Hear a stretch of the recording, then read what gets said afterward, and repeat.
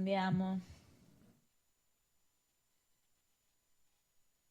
La Cafetera es un programa de radio que se financia gracias a las aportaciones de los oyentes. Si te gusta el periodismo que defiende y sientes que te acompaña, hazte mecenas y ayúdanos. Infórmate en radiocable.com/mecenas. Hola, Cafetera. Llevo ya un par de años escuchando vuestro programa y por fin me he decidido a dar un paso más. Desde hoy soy mecenas. En la sobremesa me habéis sacado más de una sonrisa y sobre todo, cuando más necesitaba oírlo, me habéis recordado que no estoy sola. Un abrazo muy fuerte, Cafetera.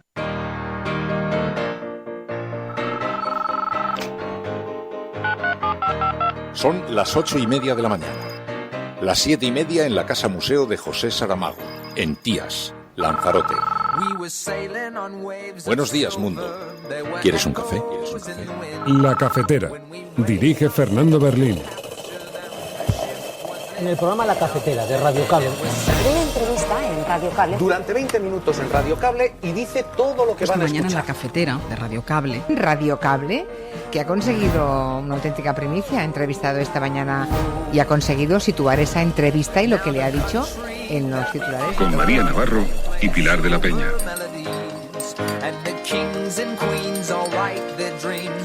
This will not be the last pandemic.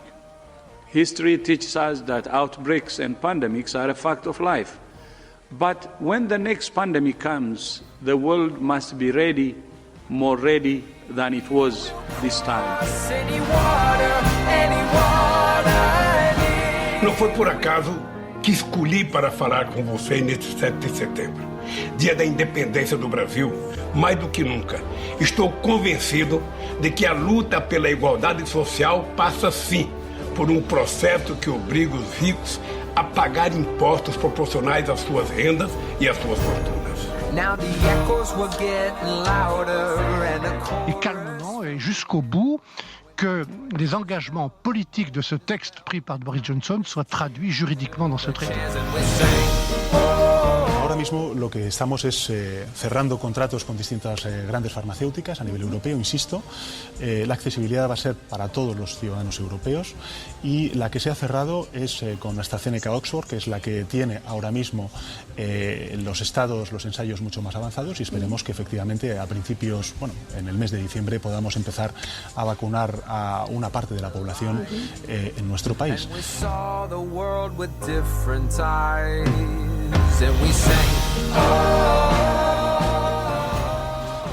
Desde luego, en este ámbito, la posición del Partido Socialista es muy clara. Nosotros queremos abolir la prostitución. Desgraciadamente, nuestro país es un país que sufre la trata de seres humanos, que sufre sobre todo la trata de mujeres que son efectivamente esclavizadas y prostituidas. Bueno, es un tiempo difícil para estar tranquilo. Yo creo que nadie está tranquilo. No hay riesgo cero, ni fuera de la escuela ni dentro de la escuela. Pero estamos preparados para identificar aquellos casos que eventualmente puedan surgir. Tenemos todos los centros conectados con los centros de salud para notificarlo, para esa detección precoz y para perimetrar el posible brote que pueda existir sin necesidad de cerrar el centro educativo en su conjunto.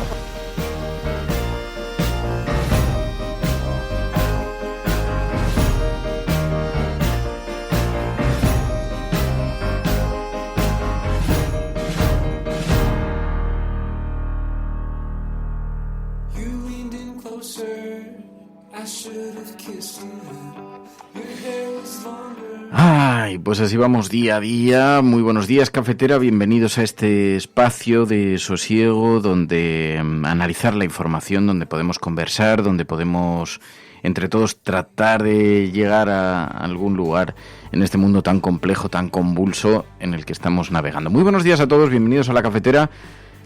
Son las 8:30 de la mañana. ¿Quieres un café?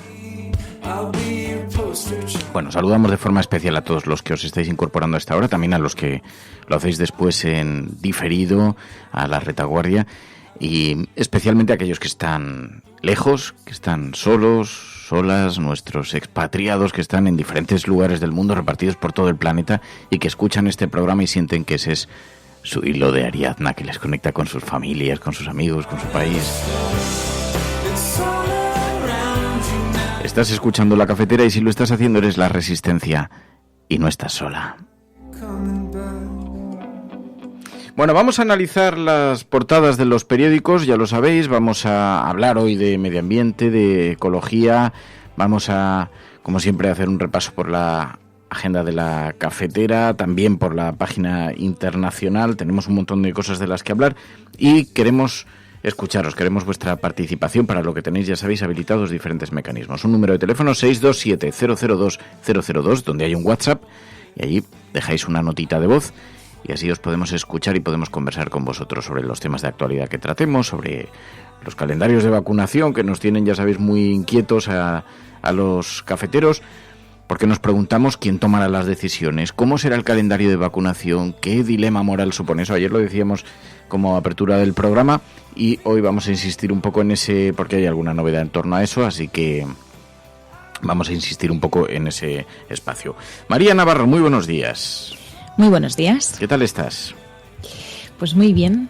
Aquí estaba viendo también las portadas, como decías, pero hay otros temas. Sí, por ejemplo, vamos a hablar en la agenda de La Cafetera sobre los últimos datos de contaminación, también de las recomendaciones de la OMS sobre invertir en sanidad pública. Y si tenéis alguna sugerencia precisamente para la agenda de La Cafetera, podéis hacer llegar vuestros mensajes utilizando el hashtag hoy del programa, almohadilla La Cafetera Espías con doble P. Almohadilla La Cafetera Espías con doble P, sí, porque hoy el espionaje a Bárcenas protagoniza el escándalo político, protagoniza las portadas de los periódicos. Ahora veréis que hay derivadas que señalan a la implicación o al conocimiento de Mariano Rajoy, también de Jorge Fernández Díaz, el exministro de Interior. Dice el número 2 de Interior que le ordenaron espiar a Bárcenas y robar documentos que podían comprometer al Partido Popular en una operación que está siendo investigada ahora por los jueces. Bueno, de eso conversaremos ahora también en el programa, porque como digo es el protagonista y por eso tenemos ese hashtag, pero es un hashtag que utilizamos para organizar la conversación, así que podéis opinar con él mismo sobre el programa, sobre las informaciones, sobre el espionaje al Partido Popular, sobre ecología. Hoy también vamos a hablar con Juan López Duralde sobre esta enfermiza fijación de Bolsonaro con las ONG que defienden la Amazonía, hasta el punto de que, en fin, parece que se ha desnortado completamente, si es que alguna vez tuvo fijado el norte. Y si queréis enviar noticias para la agenda de La Cafetera, pues a través de ese mismo hashtag. Egunon, Cafetera, vamos a analizar las portadas de los periódicos, si queréis, y vamos pasando páginas.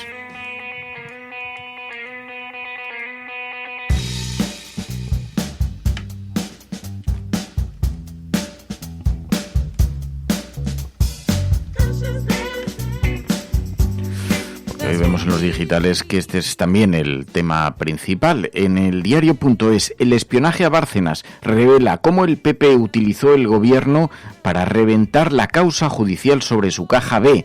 Dice en la portada del diario.es, en un texto de Pedro Águeda, que el ex número 2 de Interior escribió que recuperar las pruebas contra el partido era el asunto más importante para el ministro Jorge Fernández Díaz, y Anticorrupción destaca el interés personal que tenía la exministra de Defensa y la secretaria general del partido, María Dolores de Cospedal.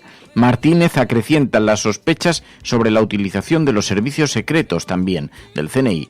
Intervinieron otros servicios, ha dicho. Hoy este escándalo político protagoniza, como digo, la información en los medios, en Infolibre. Documentos que hasta ahora eran secretos desvelan que Villarejo negoció con el PP una estrategia jurídica para dinamitar el caso Gürtel. También que el número 2 de Interior le dijo al presidente de la Audiencia Nacional: mi error fue ser leal a miserables como Jorge, como Rajoy o como Cospedal. Bueno, pues parece que el ventilador se ha puesto a funcionar desde el que era número 2 de Interior, Francisco Martínez Vázquez, número 2 del Ministerio del Interior, empieza a señalar a sus jefes como cómplices del espionaje a Bárcenas, que sabéis que estaba siendo acusado de financiación irregular en el partido, en el PP, y según las tesis que manejaría y que hoy retrata toda la prensa, el PP decidió montar una operación policial para quitarle, robarle datos y tratar de evitar la imputación del partido. Hoy protagoniza este tema las portadas de los periódicos, un tema gravísimo que en cualquier democracia del mundo supondría un escándalo de primera magnitud. Es verdad que tiene hoy escándalo, que el escándalo, cómo debe ser, la dimensión que debe ser, de la que cuenta, que hoy es portada en el periódico El Mundo, en el periódico La Razón. Ni siquiera la derecha ha podido abstraerse de este asunto. Bueno, en la portada del periódico El País: mi error fue ser leal a miserables como Jorge Rajoy o Cospedal. Destacan esta frase: el exsecretario de Estado de Seguridad se sintió utilizado vilmente. Dice El País: Cospedal tenía interés personal en espiar a Bárcenas, según la Fiscalía, dice el periódico El País. El juez culpa a la cúpula del gobierno de Mariano Rajoy de este operativo parapolicial, dice el periódico El País en su portada. También en el periódico El Mundo, el ex-2 de Interior apunta a la implicación de Rajoy en el espionaje a Bárcenas. El sumario de Kitchen revela mensajes en los que dice que su error fue ser leal al expresidente y que tiene pruebas que podrían conllevar su imputación, dice hoy la portada del periódico El Mundo también. Ni siquiera La Razón, que dirige Francisco Maruenda, que fue jefe de gabinete de Mariano Rajoy. Ni siquiera el periódico La Razón puede evitar este tema. El número 2 de Interior advirtió de que si declaraba podría implicar a Mariano Rajoy, reprochó al expresidente su exclusión de las listas electorales y le pidió que no le dejen tirado. Es verdad que lo que hace el periódico La Razón con una cierta habilidad es mezclar dos temas. El número 2, el que está señalando Mariano Rajoy, pidió ser incluido en las listas electorales y le excluyeron, pero le excluyó el equipo de Casado, no de Mariano Rajoy. Entonces lo que hace es mezclar esas cosas para que parezca que está actuando por venganza. Siempre que hay una fuente anónima, siempre que hay una denuncia de esta naturaleza, siempre hay alguien que está actuando por motivos que no siempre están claros, e incluso con frecuencia por venganza. Así que tampoco es que sea nada raro ni que cambie mucho el argumento. Actúe por venganza o no, denunciando que había una operación parapolicial montada por los responsables del gobierno para defender a su propio partido político de las acusaciones, lo esté denunciando por rencor o por iniciativa moral, es absolutamente irrelevante, porque el caso es que está señalando a altas autoridades del Estado de montar un equipo de policías paralelo para robar datos porque podía implicar a su propio partido. Es una cosa de tal gravedad que, como digo, hoy protagoniza las portadas de los periódicos. Anticorrupción esgrime mensajes de Francisco Martínez, este señor, el que fue número 2 del Ministerio del Interior, que apuntan a que el expresidente del gobierno estaba al corriente de este supuesto espionaje a Luis Bárcenas.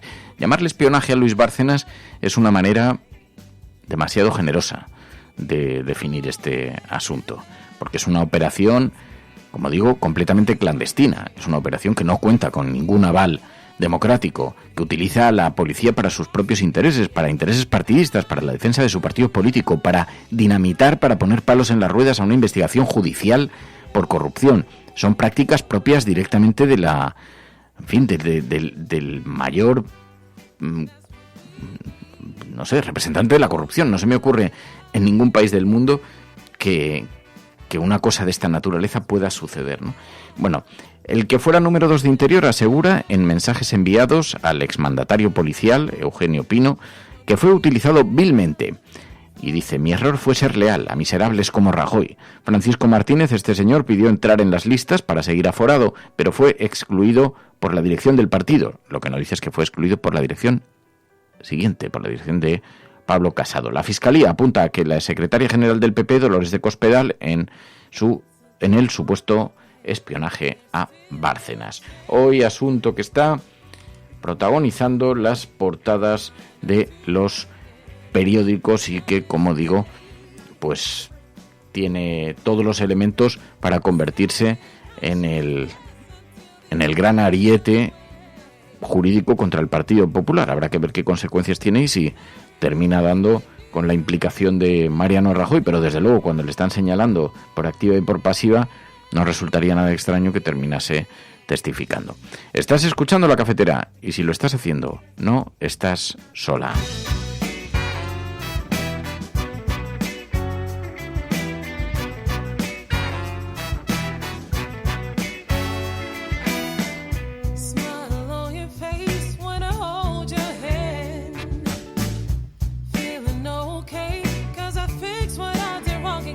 los oyentes de la cafetera, dice Vicente Arias.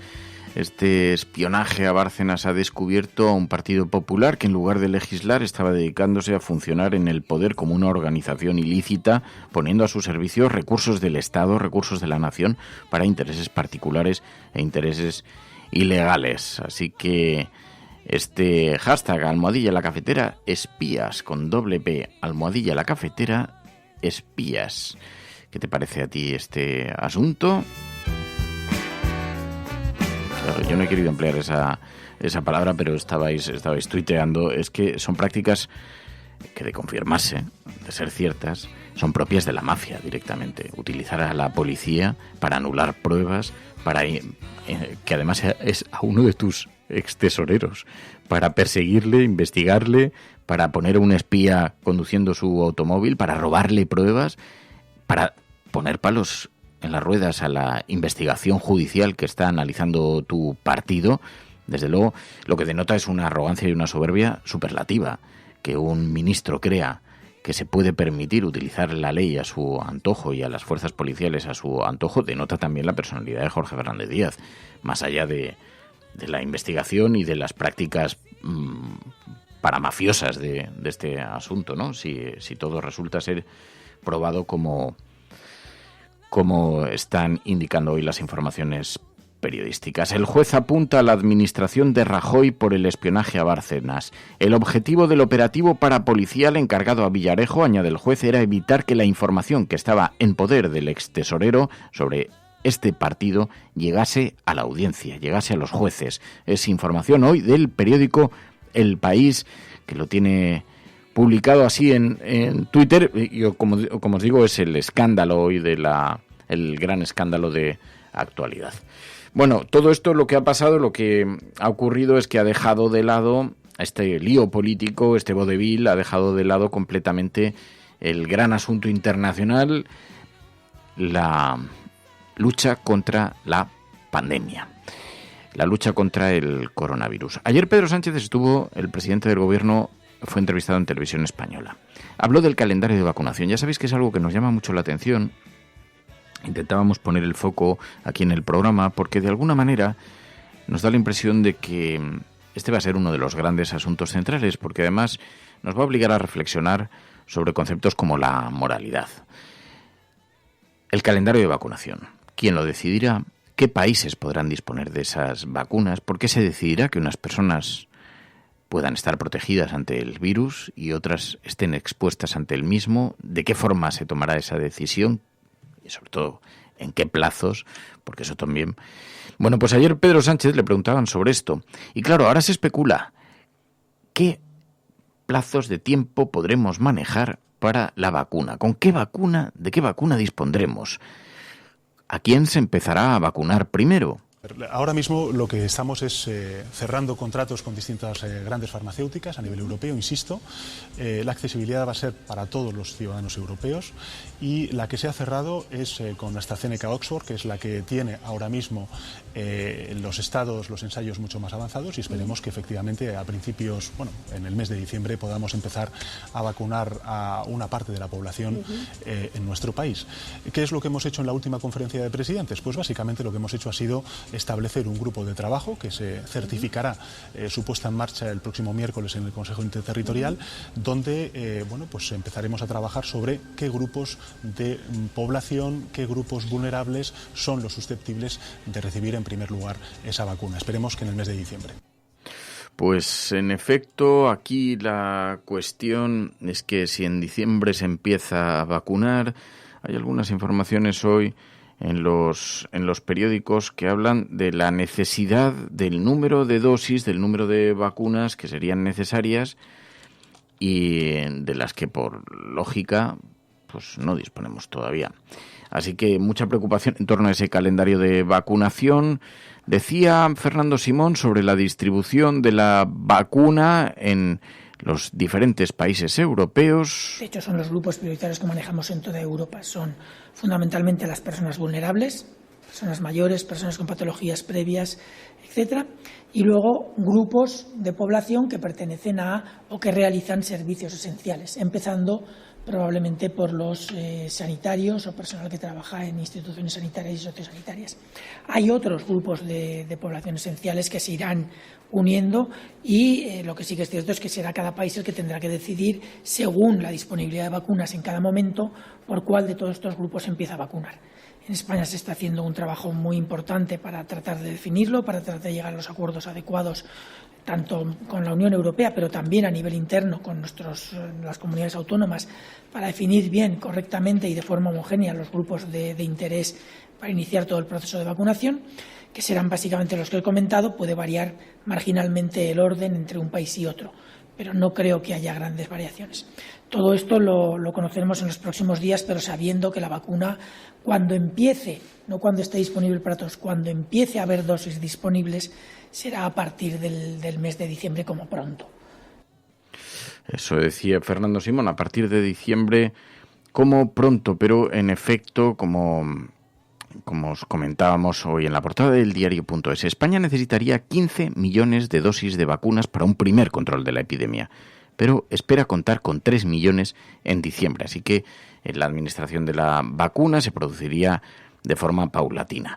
Bueno, mientras la ministra de Educación, Cela, ayer era entrevistada en La Sexta, en el programa El Intermedio. Allí hablaba de la vuelta al colegio. Hay una extraordinaria preocupación, como podéis imaginar, en España sobre la vuelta al colegio, sobre si está o no preparado el sistema o si estamos confiando demasiado en lo aleatorio de la respuesta en cada instituto, en cada colegio, en cada centro educativo.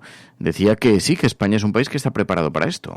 Bueno, es un tiempo difícil para estar tranquilo. Yo creo que nadie está tranquilo. No hay riesgo cero, ni fuera de la escuela ni dentro de la escuela, pero estamos preparados para identificar aquellos casos que eventualmente puedan surgir.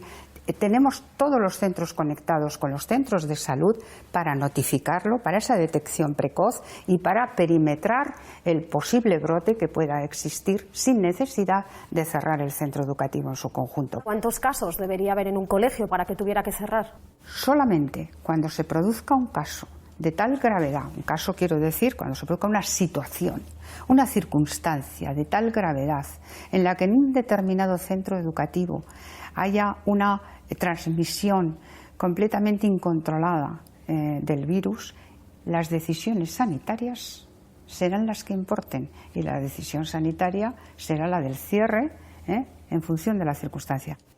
Así que, bueno, preocupación en una semana en la que comienzan la vuelta al colegio. Dice el periódico El Mundo hoy, los parches de la vuelta al colegio, mezcla de edades, turnos de tarde. El curso arranca a trompicones con refuerzos de profesores aún sin llegar.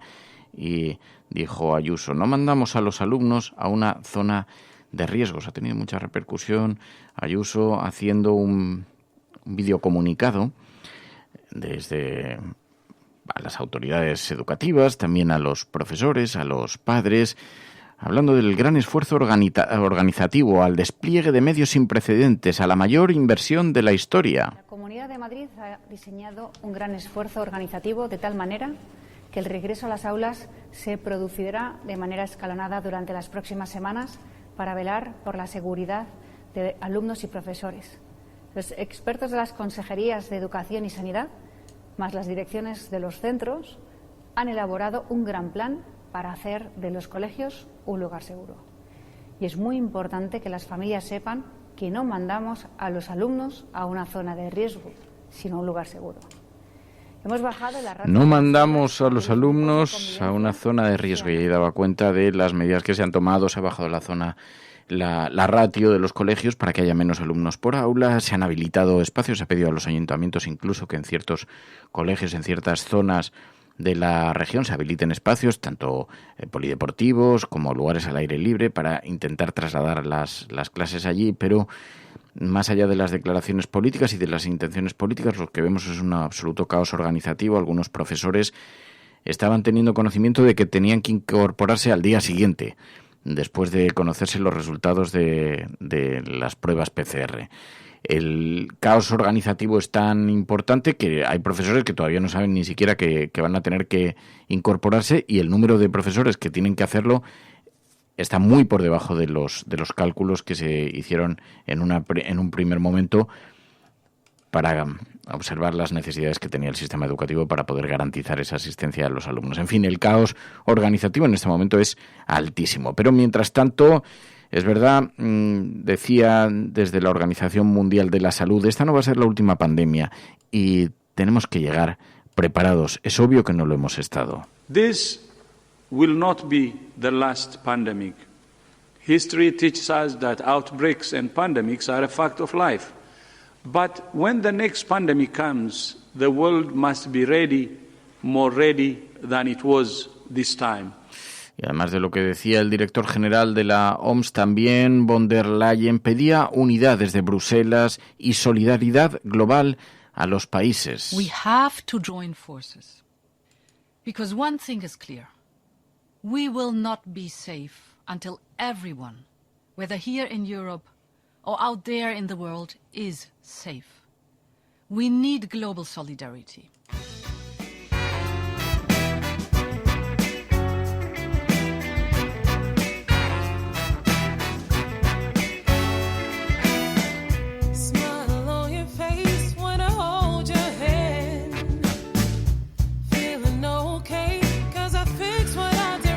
Así que los grandes temas hoy en la información política nos los encontramos en la vuelta al colegio, la lucha contra la pandemia, en el espionaje del Partido Popular y también en la renovación de los cargos del, ya lo sabéis, del Tribunal Supremo. El Consejo General del Poder Judicial, dice el periódico La Razón, desafía el bloqueo y prevé renovar el Tribunal Supremo este mes. El PP y el PSOE dan por rotas las conversaciones por el papel de Podemos y todos los partidos apoyan la elección directa de los vocales, pero no la ejecutan. La gran polémica sobre cómo se renueva el Consejo General del Poder Judicial, la renovación del Consejo General del Poder Judicial, que vuelve a sufrir un parón pese a las insistentes quejas de los presidentes del presidente Carlos Lesmes.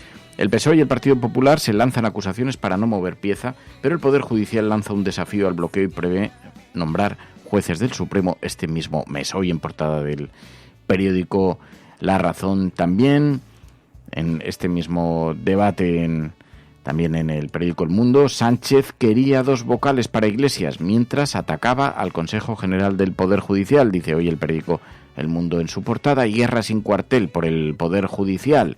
Nadie quiere pactar. Sánchez filtra un mensaje de Pablo Casado para intentar aislarle y el PP señala a Podemos por su radicalismo con la corona y con los jueces.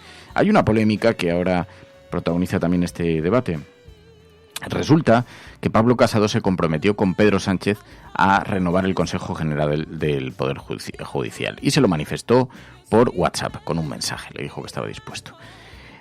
Como ha dado marcha atrás, el gobierno lo que ha hecho es filtrar ese mensaje. Y entonces se ha montado una polémica monumental sobre si hay lealtad o no, si es un gobierno leal, si se puede confiar en él o no, porque acusan al gobierno de haber filtrado una conversación particular. Es algo un tanto cogido con pinzas, porque lo cierto es que ha sido Pablo Casado el que ha dado marcha atrás. Ha sido Pablo Casado el que ha cambiado de criterio. Lo que el gobierno ha tratado de decir es un cambio de criterio. No es que estuviera en su posición. Es que me garantizó, no es leal, porque me garantizó que iban a apoyar la renovación del Consejo General del Poder Judicial, el poder de los jueces, el nombramiento de los jueces. Si no se renueva, ahora mismo está bloqueado, está en funciones. Y es una prerrogativa constitucional, hay que renovarlo. Es como si a alguien se le ocurriera no convocar elecciones, decía el presidente del gobierno. Pues bien, ¿qué es lo que ha ocurrido? Que para demostrar que Pablo Casado estaba en otra posición, han filtrado esa conversación. Y esto ha caído fatal. Hasta el punto de que hoy ha sido trending topic el periodista Javier Ruiz, porque ayer en televisión hizo una reflexión en torno a esto. Y entonces señaló al gobierno por este acto de deslealtad. Y la derecha ha salido en apoyo a Javier Ruiz, al que, no hace mucho tiempo le estaban atacando de forma absolutamente salvaje en las redes sociales. Pero todo ha sido por esto. Yo digo una cosa importante sobre el fondo, que es, está todo bloqueado, el Supremo, el Consejo General del Poder Judicial, Defensor del Pueblo, Radio Televisión Española, el Tribunal de Cuentas, y todo esto es dramático. Pero en esta ocasión tiene razón el Partido Popular. Toda la razón el Partido Popular, al 100% el Partido Popular. Se equivoca Moncloa con el movimiento que ha hecho hoy. Es intolerable que si un líder de la oposición le manda un WhatsApp a un presidente del gobierno, y no lo ha filtrado el líder de la oposición, el presidente del gobierno filtre conversaciones privadas. Es absolutamente intolerable, especialmente viniendo de un presidente como Pedro Sánchez, que conoce lo que ha sido apoyar a Mariano Rajoy con conversaciones privadas en la lucha contra ETA. ¿Cómo hubiera encajado Pedro Sánchez que Rajoy filtrara aquellas conversaciones? ¿Cómo puede Pedro Sánchez filtrar esto? ¿Cómo puede Moncloa filtrar la conversación privada entre el líder de la oposición y el presidente del gobierno? ¿Cómo puede hacer eso y esperar mañana que la conversación sobre presupuestos o sobre cualquier otra institución sea leal? Yo soy Pablo Casado y no vuelvo a asomarme al móvil ni aunque me llame Moncloa. Así que ahora están aplaudiendo mucho desde la derecha en las redes sociales a Javier Ruiz. Ha abierto los ojos Javier Ruiz. ¿Cómo tendrá que estar el tema para que esto, decía, para que Javier Ruiz, uno de los periodistas más sectarios, diga esto? Tiene que estar la cosa muy jodida. Bueno, la derecha ha salido en aplauso. Y sea como sea, más allá de esto, decían que el problema, en mi opinión, más allá de la tesis de Javier Ruiz, al que tengo mucho respeto en lo personal y en lo profesional, pero más allá de esto, es que dar a conocer un mensaje como esto, que en realidad desmonta la estrategia y las trampas del discurso de Pablo Casado, no es una indiscreción. El problema es que el Partido Popular está jugando con las cartas marcadas sistemáticamente. Y en privado dice una cosa y en público dice lo contrario.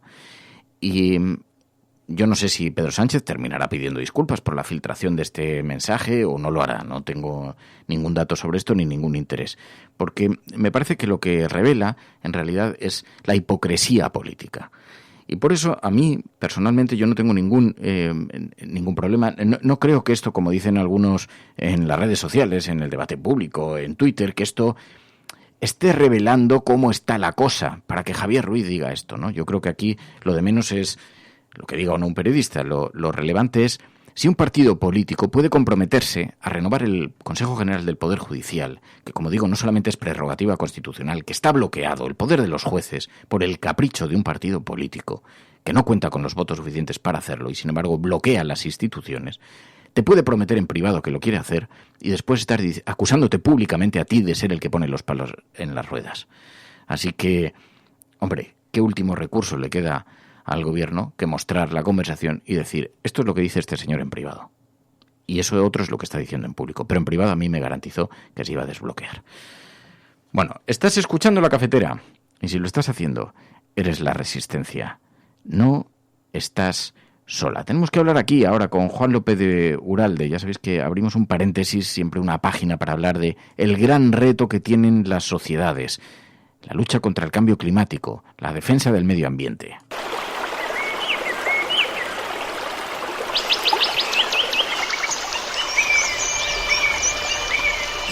Que aseguran que el calentamiento global provoca cada año en el mundo 7 millones de muertes prematuras, más que las causadas por el SIDA y la malaria, por ejemplo. Han ido a parar al río Guadiamar después de que se rompiera una balsa en las minas de Aznalcóllar. El vertido, que contiene ácidos y metales pesados, ha afectado a viviendas. Estos picos de polución no solo hacen que nuestra salud se resienta, también reducen nuestra esperanza de vida. El petrolero, el Prestige, que naufragó ayer con 77.000 toneladas de combustible en su interior. Hay que controlar que no aumente el vertido al mar. En Muxía, entonces aquí caían 450 litros por metro cuadrado, ahora son 308 y la uva se seca. El agujero del Ártico alcanzó un tamaño similar al de 5 veces Alemania y se formó la primavera pasada tras un periodo inusualmente prolongado de bajísimas temperaturas.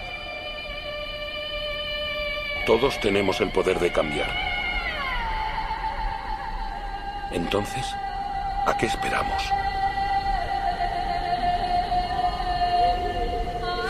Bueno, pues es que Juan López de Uralde, muy buenos días. Hola, buenos días.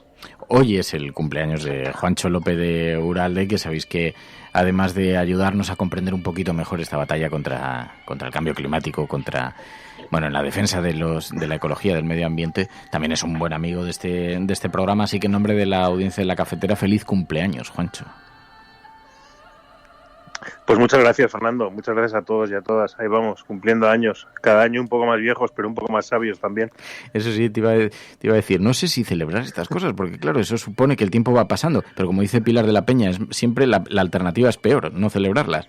Si no tienes nada que celebrar, es que... No, yo soy de celebrar. Yo soy de celebrar porque lo vemos cada día, que en la vida, cuando te da cualquier motivo de celebrarlo, tienes que hacerlo. Que luego vienen siempre momentos duros y difíciles. Así que cuando se puede, celebramos. Eso es verdad. Bueno, lo que demuestra es que tienes una dilatada experiencia en materia de lucha contra el cambio climático y contra los desmanes. Y eso siempre es muy positivo porque eres una persona experimentada. Y hoy, Juancho, teníamos curiosidad, interés. Vi un tuit que pusiste, claro, vemos la figura de Bolsonaro, que ha llevado a la práctica algo que denunciaban todos los grupos de la oposición cuando era aspirante a la presidencia de Brasil. Va a ser un auténtico delincuente en materia medioambiental, pero no solamente eso. Bolsonaro dice que no consigue matar a las ONGs que defienden el Amazonas, matar a quien se deja la vida por salvar la selva y el planeta, decías en Twitter. Pero claro, ha llegado ya a un tipo de impunidad y de impudicia al manifestar públicamente cosas como esta que resulta verdaderamente preocupante.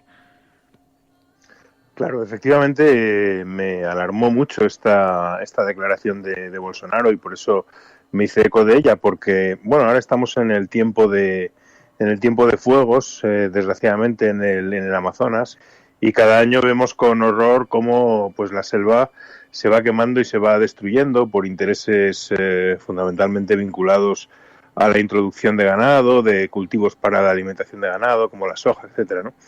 Y bueno, los distintos gobiernos que han pasado por Brasil, pues unos han sido más activos en intentar frenarlos, otros menos, pero realmente lo de Bolsonaro ha llegado a un punto que es absolutamente inaceptable, es decir, no ya no hacer nada por detener la destrucción de la selva, sino además decir que las ONGs que luchan contra esa destrucción son un cáncer y que quiere matarlas, pues a mí me parece que es de una absoluta irresponsabilidad y verdaderamente es una incitación al asesinato.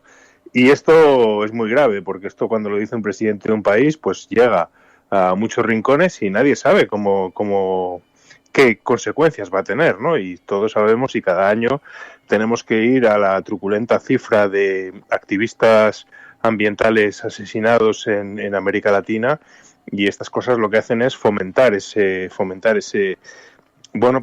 asesinato indiscriminado, esa persecución indiscriminada contra los que luchan por la preservación de los recursos naturales, ¿no? Y en ese sentido, pues me parece que en este caso las palabras de Bolsonaro deberían ser motivo pues de una llamada de atención internacional, porque me parece gravísimo lo que ha hecho. Quizás lo único positivo de todo ello es que reconoce en su declaración que no puede con ellas, ¿no? Y dice, no puedo acabar con las ONGs, me gustaría matarlas, pero reconoce que no puede con ellas, y eso, bueno, pues animar a la gente que está luchando a seguir, porque bueno, están siendo efectivos, por lo menos no pueden con ellos, y eso es una buena noticia, la única buena noticia de una declaración verdaderamente terrible.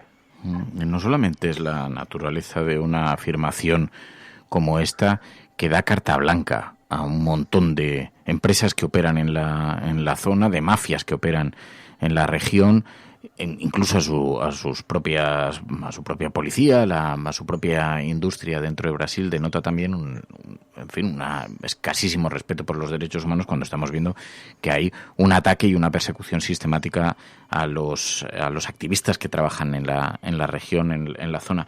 Y decías, claro, el fuego en el Amazonas es época de incendios, pero es que estamos viendo en California también unos incendios absolutamente gigantescos, en España. No sé si es coincidente con la época del año, si tenemos que estar atentos a este fenómeno por razones de cambio climático. ¿Cuáles son las razones que están provocando tantísimos incendios? Bueno, hay factores. Lógicamente, el factor estacional es importantísimo. Cuando en las regiones de clima mediterráneo, como la nuestra, como puede ser el estado de California, llega el verano y sobre todo el final del verano, que llega con los campos muy resecados, el fuego pues se extiende muy rápidamente. Pero no cabe duda de que el cambio climático y el aumento de las temperaturas hace que cada vez esos días que llamamos 30-30-30, de la regla 30-30-30, que son aquellos en los cuales tenemos temperaturas por encima de 30 grados, un viento superior a los 30 kilómetros por hora y una humedad relativa del aire inferior al 30%, pues hace que cada vez sean más el número de días que se dan estas condiciones y por lo tanto se produzcan fuegos y se produzcan fuegos imparables, lo que se llaman los grandes incendios forestales, ¿no? En España, por ejemplo, está ocurriendo algo que es paradójico, que es que cada vez hay menos incendios, es decir, los incendios se controlan, pero sin embargo aumenta el número de grandes incendios, es decir, lo que no podemos parar son esos incendios. Grandes incendios se consideran los que superan las 500 hectáreas. Entonces, aunque somos más eficaces en la detección y prevención del fuego, sin embargo, los grandes incendios, es decir, cuando el fuego realmente coge una situación de estas de días verdaderamente extremos, pues se extiende absolutamente sin control, que es un poco lo que hemos visto este año en el incendio que se ha vivido en los montes de Huelva, en el monasterio y su comarca, ¿no? Que ha quemado pues del orden de 15.000 hectáreas, un gran incendio, porque realmente los medios humanos son incapaces de pararlo por las condiciones de extrema sequedad que hay en el medio ambiente, ¿no? Por lo tanto, al factor estacional hay que sumar el efecto del cambio climático, y eso hace pues que desgraciadamente incluso en lugares remotos que hemos visto este año, como por ejemplo en Siberia, donde el fuego pues prácticamente en una cosa excepcional se está convirtiendo en algo relativamente normal, y estamos convirtiendo los bosques, que normalmente son sumideros de dióxido de carbono, en grandes chimeneas, en grandes emisores de dióxido de carbono. Así que, en fin, es un asunto al que los que vivimos en el Mediterráneo, decías, estamos ciertamente acostumbrados, pero que presenta características muy concretas, y lo que sí observamos también son que se producen incendios mucho más grandes en algunos países del mundo, ¿no? Esto sí se puede, claro, se puede señalar directamente a razones, pues eso, del cambio climático. Claro, efectivamente, se dan condiciones más extremas, y eso hace que, aunque hayamos mejorado muchísimo los medios, la capacidad de luchar contra estos incendios, sin embargo, las condiciones son más extremas. Y otro factor que ha ocurrido es que también se alarga la época de incendios con el cambio de las estaciones debido al cambio climático. Es decir, que antes, pues ya llegado septiembre, más o menos podríamos decir que la época de incendios se terminaba, pero ahora, muy entrado octubre, por ejemplo, lo vimos el año pasado con los incendios de Orense, muy entrado octubre todavía hemos visto o vemos cómo estamos en riesgo de incendios, porque vemos que, tal y como nos dijo la Agencia Española de Meteorología, AEMET, los veranos en España se han alargado 5 semanas debido al cambio climático. Esto quiere decir que estamos ante veranos más largos y, por tanto, la temporada de incendios también es 5 semanas más larga, y por lo tanto el riesgo de incendios se alarga en nuestro país hasta bien entrado el mes de octubre. Juancho, claro, hemos vivido en este tiempo, ha sido toda la actualidad solapada por el coronavirus, y esto ha tapado todo. Aquí hemos intentado estar atentos también a los grandes retos que plantea para el cambio climático y las esperanzas que teníamos de que escuchásemos esta llamada de advertencia que nos estaba haciendo el planeta Tierra sobre la propagación de los virus que antes estaban contenidos en el mundo animal, que salta a los humanos por la manera en la que estamos abordando el ecosistema, en fin.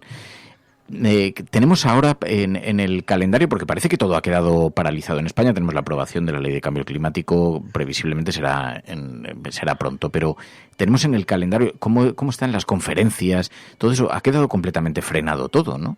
Las conferencias del clima, los grandes debates. Sí. Bueno, la ley de cambio climático empieza hoy precisamente su tramitación, ahora dentro de un rato. A las 10 de la mañana empezamos con las comparecencias, y por lo tanto empezamos oficialmente la tramitación de la ley en el Congreso. Es decir, que eso va para adelante y desde luego vamos a tratar de que la ley esté aprobada cuanto antes. A nivel internacional, efectivamente, el pasado mes de noviembre tocaba la conferencia anual de cambio climático que tenía que ser en Glasgow, en Escocia, pero fue cancelada por el Reino Unido debido a la COVID, al coronavirus.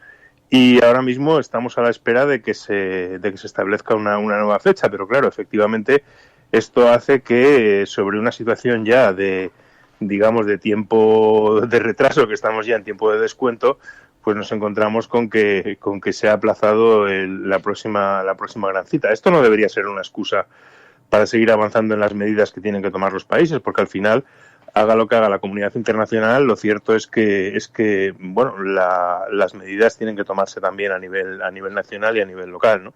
Tenemos una cita importante también, que serán las elecciones de Estados Unidos, que vamos a ver ahí, que tiene una incidencia, sin lugar a dudas, en el calendario de la lucha contra el cambio climático, porque si no ganara Trump sería una buena noticia para el clima, ¿no? Es decir que, aunque efectivamente las negociaciones internacionales están un poco congeladas, digamos que la vida política y la política contra el cambio climático debe continuar.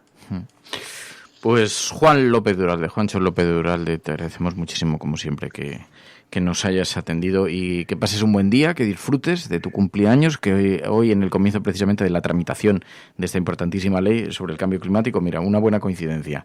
Cumpliréis años el mismo día. Muchas gracias, Fernando. Un abrazo fuerte. Cuídate mucho, un abrazo fuerte. Adiós. Chao.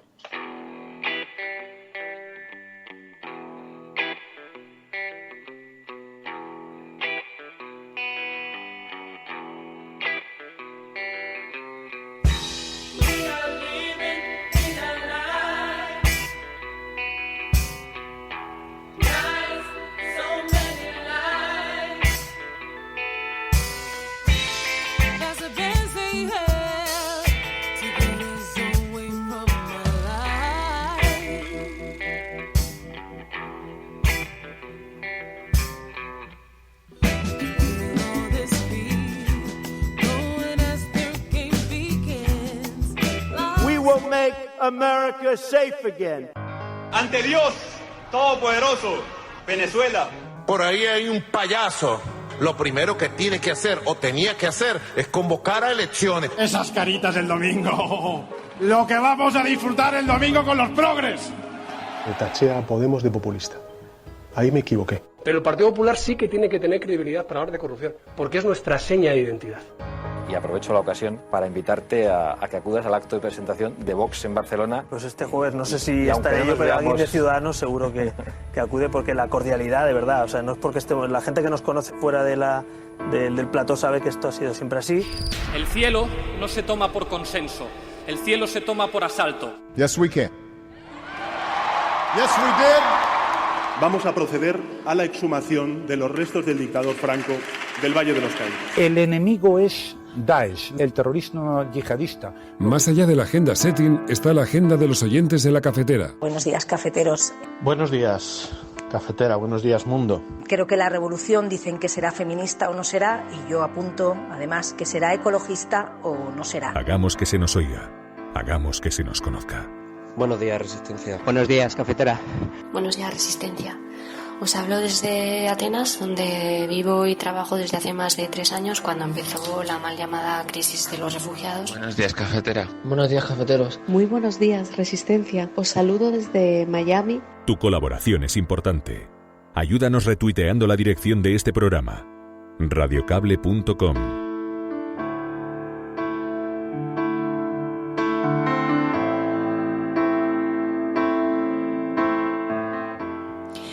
Pues empezamos la agenda de la cafetera con lo que anunciábamos al principio del programa, y son los últimos datos de contaminación, en este caso sobre contaminación del aire. Y no es algo menor, porque además está relacionado con lo que estamos padeciendo. El caso es que, según los últimos datos de Naciones Unidas, en todo el planeta 9 de cada 10 personas respiran aire impuro. Así lo decía el propio secretario general de Naciones Unidas, que explicaba que es necesario abordar esta amenaza que supone el cambio climático, no solamente por la gravedad ya del asunto de que estamos destruyendo nuestro propio planeta, sino además también porque incluso esto afecta también a nuestra salud, sobre todo en momentos como los que estamos viviendo de la pandemia. Explicaba que el aire contaminado contribuye a la aparición de varias enfermedades como las cardíacas, cerebrovasculares, el cáncer de pulmón y otras enfermedades respiratorias.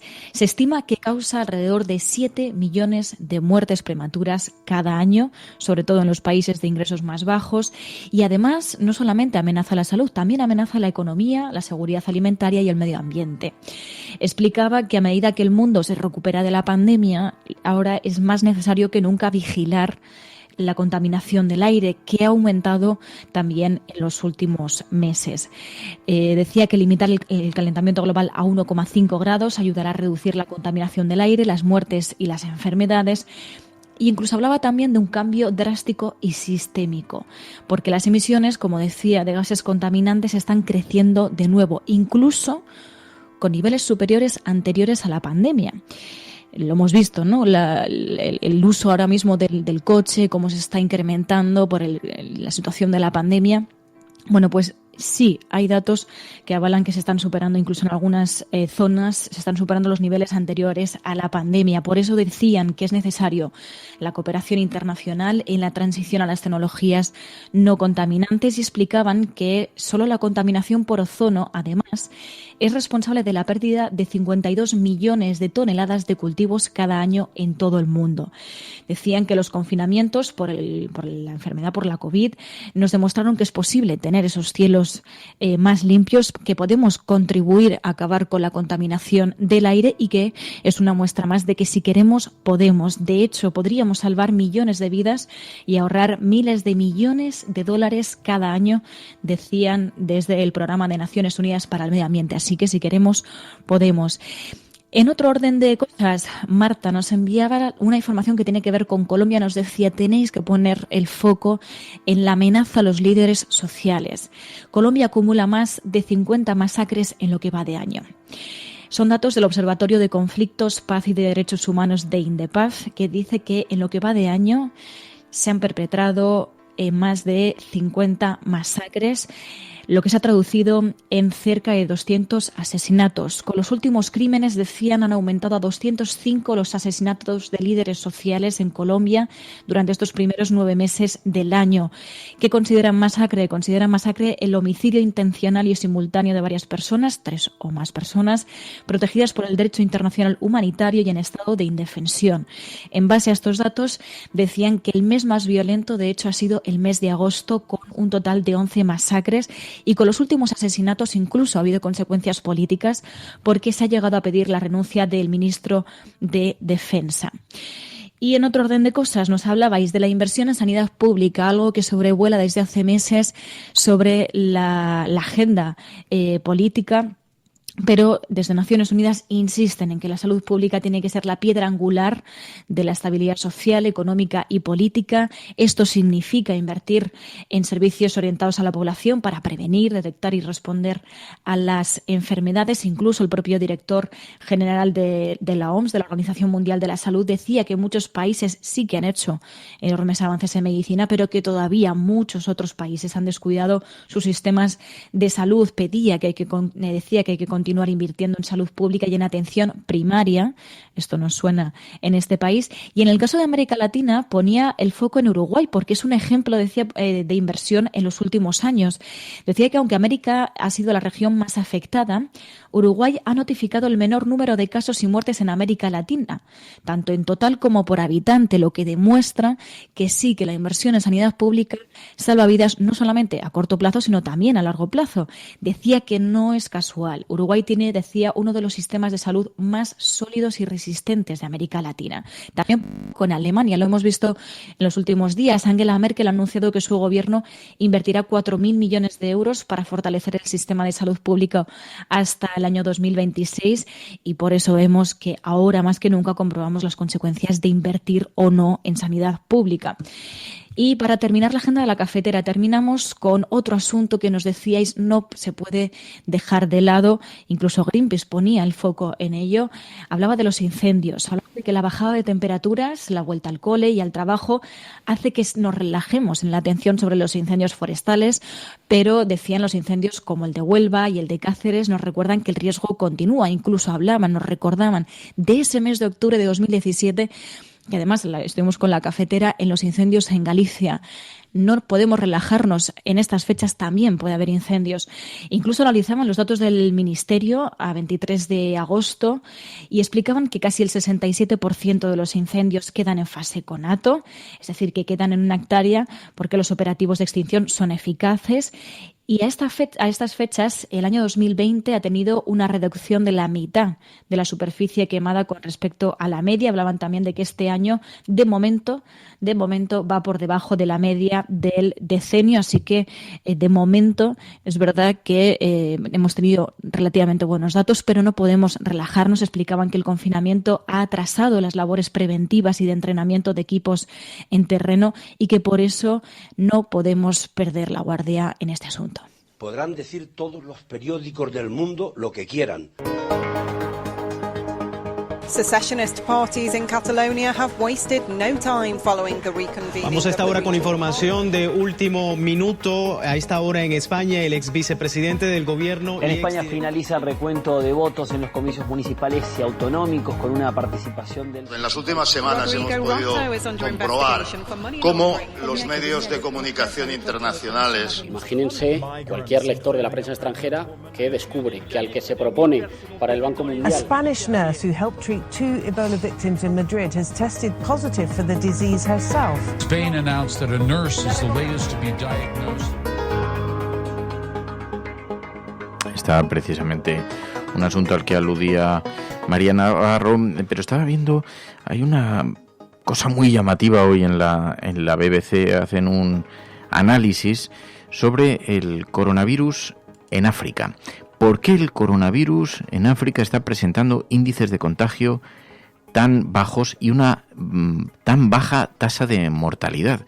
Los expertos no se ponen de acuerdo. Evidentemente hay una parte que no descartan, que es que la información que se tiene es muy poca, pero de aquellos lugares donde se tiene mucha información, de Sudáfrica, por ejemplo, se está produciendo unos índices de mortalidad muy bajos. Esto lo explican, bueno, porque digamos que los márgenes de la concentración de personas es menor que en otros lugares del mundo por las largas distancias, pero incluso en aquellos lugares en los que están más hacinadas las personas creen que puede existir algún tipo de inmunidad cruzada con otros coronavirus, procedente de otros coronavirus. También se habla de que esa resistencia del continente africano a la pandemia tiene que ver también, es un enigma, nadie tiene muy claro cuáles son las razones, que podría haber un factor de edad también.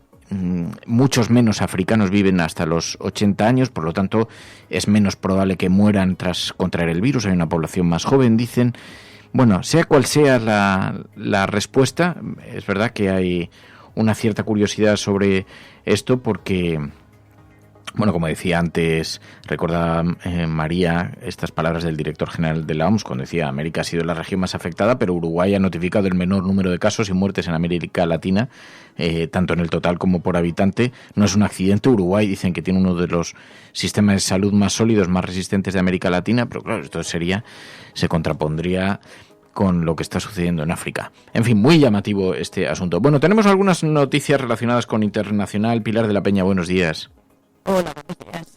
Sobre las que queríamos analizar aquí en la cafetera, porque, como sabéis, bueno, se ha producido la inhabilitación de Evo Morales y también de Rafael Correa el mismo día para presentarse a las elecciones, Pilar. Sí, la verdad es que es bastante llamativa la noticia de que prácticamente ha coincidido en casi en horas, ¿no? El anuncio de la inhabilitación de los dos expresidentes para presentarse Evo Morales a las elecciones de ahora del 18 de octubre en Bolivia, para y la de Rafael Correa, que aspiraba a presentarse para la vicepresidencia en 2021. En el caso de Evo Morales ha sido además bastante llamativa la forma, ¿no? Evo Morales había había presentado o tenía la intención de presentarse como candidato al Senado por Cochabamba, la región en la que vive, y bueno, el gobierno de Yanin Áñez había impugnado esa candidatura, y al final, en una votación en el tribunal encargado de determinar y de fallar sobre esta cuestión, se produjo un empate, y finalmente ha habido un juez constitucional llamado Alfredo Jaime Terrazas, que ha confirmado la inhabilitación de Evo Morales. Consideran que el motivo de inhabilitarle es por el hecho de que no esté residiendo ahora mismo en Ecuador, algo a lo que, según este juez y según los partidarios de inhabilitarle, es obligatorio. Y en este caso llama la atención porque, bueno, Evo Morales justifica y aunque ha acatado el proceso de la inhabilitación, lo ha considerado de fallo político e ilegal, porque ha recordado que no reside en Bolivia porque no tiene garantías para permanecer allí, porque tuvo que salir del país por la fuerte convulsión que se produjo a finales de 2019, ¿no? En este sentido, sí que es verdad que era un intento de retornar a la vida política del país por parte de Evo Morales. Vamos a ver qué sucede. Las elecciones están previstas para el 18 de octubre. Desde luego habrá candidato del partido de Evo Morales, pero sí se pensaba que la presencia del expresidente pues podía servir también de banderín de arrastre para mucha gente. Y curiosamente algo parecido se ha visto en Ecuador. En este caso ha sido la confirmación de la condena a 8 años de cárcel contra Rafael Correa por corrupción, una condena que el propio expresidente pues había recurrido, y sin embargo ahora en un tiempo récord, como destaca el propio Correa en su Twitter, pues han sacado la sentencia definitiva para inhabilitarle de cara sobre todo a las primarias que se van a producir ahora. Las elecciones son en 2021, pero ahora se producen las primarias, y esto realmente es un golpe bastante fuerte a la carrera política de Rafael Correa, ¿no? Lo llamativo es esto, que como desde algunos ámbitos de América Latina se denunciaba esta especie de lawfare, esta especie de persecuciones judiciales para intentar alterar la vida democrática de los países, y en esta situación y en este momento pues coincide estas dos decisiones, ambas digamos por parte de jueces y de tribunales de los respectivos países, pues que señalan muy directamente a estos dos políticos de tan alto perfil. Bueno, además de este asunto, Donald Trump tiene su propia página, su propio capítulo en el programa, ya lo sabéis, pero es que resulta que ahora se encuentra en una especie de fuego amigo. Por un lado, hay una revista que ha dicho que se refirió a los veteranos de guerra como perdedores y tontos, algo que ha confirmado incluso una periodista de la Fox, y luego además su ex abogado, que ha escrito un libro en el que le acusa de racista. Sí, la verdad es que realmente era previsible, ¿no? De cara ya ha empezado prácticamente la campaña en Estados Unidos. Las campañas electorales son tan largas que realmente ya están en campaña, y además Donald Trump ha sido un presidente que ha estado prácticamente 4 años en campaña. En este caso, en este momento actual, pues cada vez se va acercando más el día de la votación y se van conociendo más noticias, y en este sentido se han juntado sobre Donald Trump dos, digamos, podríamos decir casi acusaciones de fuego amigo, porque la revista The Atlantic publicó hace unos días una noticia en la que acusaba a Donald Trump de haberse referido, de haber menospreciado a los soldados estadounidenses caídos en la Primera Guerra Mundial, refiriéndose a ellos como perdedores, como fracasados, pringados. Utilizó la palabra sucker, que es un poco como tonto, pringado, una cosa así. Y en referencia en concreto, la revista mencionaba que lo había dicho en el contexto de hace un tiempo tenía previsto una visita a un cementerio de los caídos en la Primera Guerra Mundial, de los soldados estadounidenses caídos en la Primera Guerra Mundial en Francia, y rechazó ir a visitar el cementerio. La excusa oficial fue el mal tiempo, que decía que podía dificultar las operaciones del helicóptero, pero la revista lo que venía a decir era que se había referido y que había tenido ese menosprecio, había considerado injustificado ir a visitar a estos soldados. The Atlantic es una revista más bien de centroizquierda, o incluso digamos en el espectro de Donald Trump sería del liberal completamente, y claramente sería de lo que él llama las fake news. Pero lo llamativo es que una periodista de Fox News, la cadena de televisión supuestamente, digamos, más cercana al actual presidente estadounidense, su corresponsal de Seguridad Nacional, Jennifer Griffin, confirmó parte de parte de esta información, ¿no? Que realmente pues es bastante llamativo. Por supuesto, Donald Trump lo ha negado, porque además alguien me preguntaba en Twitter, ¿esto le puede afectar? Realmente es una acusación y es un gesto bastante feo con una parte además de la base electoral, digamos, de la gente muy partidaria del ejército, además en esta especie de estrategia de Donald Trump de presentarse como el presidente de la ley y el orden, pues este desprecio a los soldados estadounidenses caídos en la Primera Guerra Mundial, pues realmente no casa mucho, ¿no? Ya os digo que la reacción de Donald Trump y su campaña es negar por completo toda la información y acusar a los periodistas y a la prensa de mentir, de intentar desestabilizar. Incluso el propio Donald Trump ha pedido a la Fox que despidiera a esta periodista, su corresponsal de seguridad nacional, a Jennifer Griffin, por haber confirmado parcialmente las acusaciones de Atlantic. Se junta además toda esta polémica con otra polémica, que es el ex abogado de Donald Trump, Michael Cohen, que además fue condenado, estuvo una participación, digamos, estuvo bastante involucrado en el proceso de impeachment por todas las relaciones con Rusia, aunque este abogado realmente era un poco el encargado de solucionarle todos los problemas a Donald Trump. Le llamaban un fixer, de hecho, y acaba de publicar un libro que se une así también a toda esa larguísima lista que ya hemos comentado alguna vez de ex colaboradores de Donald Trump que no solo dejan su cargo, sino que al salir se dedican a desvelar toda una serie de detalles bastante embarazosos para el actual presidente estadounidense. Y en este caso el libro se titula Desleal, que ya indica bastante por dónde van los tiros, pero además abiertamente Michael Cohen insiste en una de las acusaciones que últimamente más se ha repetido hacia Donald Trump, que es la de racista, ¿no? Y le atribuye algunos comentarios, uno que está, por ejemplo, que están destacando muchos medios, ¿no? En referencia a decir algo así como: dime un país dirigido por negros que no esté hecho una mierda, ¿no? Y en este sentido toda una serie de comentarios bastante despectivos. Veremos a ver, probablemente todavía faltan un par de meses para las elecciones.